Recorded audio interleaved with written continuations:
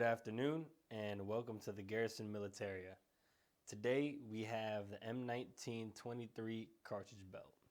Apologies for not having my face on the camera like the last video, but I wanted to get some nice up close shots of this piece of gear. So that's that. Now under the cartridge belt is a beautiful German Zeltbahn. Just wanted to point that out. But let's get into the video. So to give a brief history of the M1923 cartridge belt, let's jump right into it. So the M1923 cartridge belts were produced after supplies from the M1910 cartridge belt were exhausted post World War I.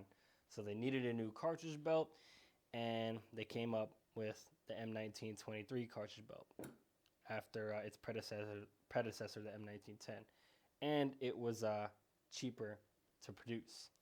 So, but with that said, prior to 1941, there was very few of these produced, but from 1941 to around 1960, M1923 cartridge belts were produced.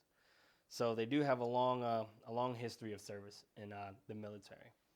But this one you see here is in the OD7, aka olive drab color. So like a lot of other US field gear during World War II, they have a transitional year in terms of color of web gear. So it varies. It's believed to be around 1943. These cartridge belts went from OD3, the khaki color, to this color, OD7, also known as olive drab. So it was believed in 1943 that the transitional year, they started making them in the OD7 color instead of the OD3.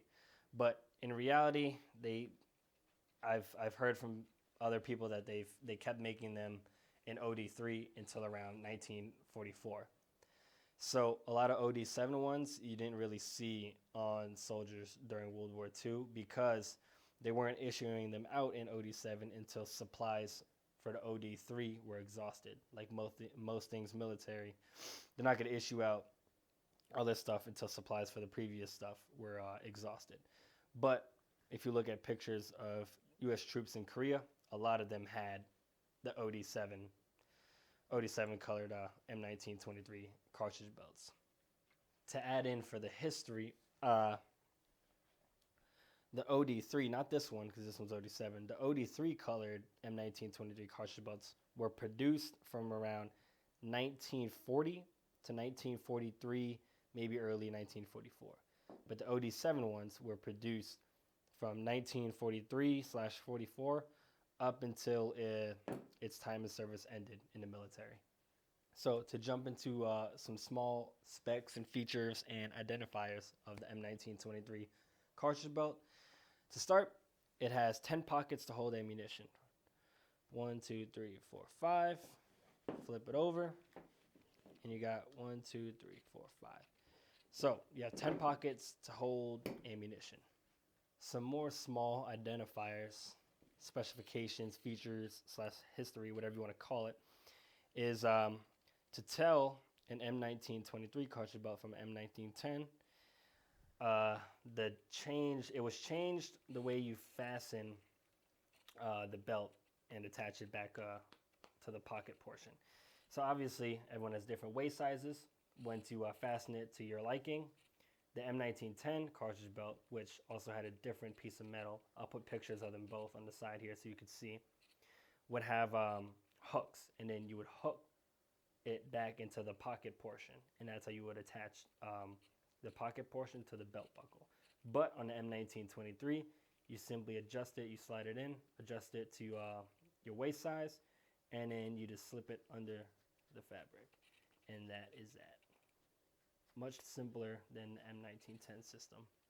Now, some specs, history, and features for the pockets is they have the typical World War II style era lifted dot fasteners like most belts at the time, pockets, field gear. And when you open it, you'll see that there is a little snap fastener. This is because these pockets were meant to hold ammunition for the M1903 Springfield, M1917 Enfield, and later, of course, the M1 Garand. But unlike the M1 Garand using an end block, the Springfield and the Enfield, of course, used 5-round stripper clips. So that's what this snap is for. You would be able to fit 2 stripper clips of 5 in the pocket, 1 in the back, and then you would lift the little fastener and you put 1 in the front and then fasten it over. But of course, during World War II, other than early war, Marines in Guadalcanal and whatnot still use Springfields. But for the most part, M1 Garands were adopted across the U.S. military, and there was no need for this little snap fastener anymore. But in 1945, the Army stopped producing these with the snap fasteners. The contract ended, and they stopped producing cartridge belts with these. So all throughout World War II, you'd most likely see these on soldiers' cartridge belts. But it was pretty common for soldiers just to take these out, to tuck them in and not use them if this camera wants to focus, or just rip them out themselves. Super common.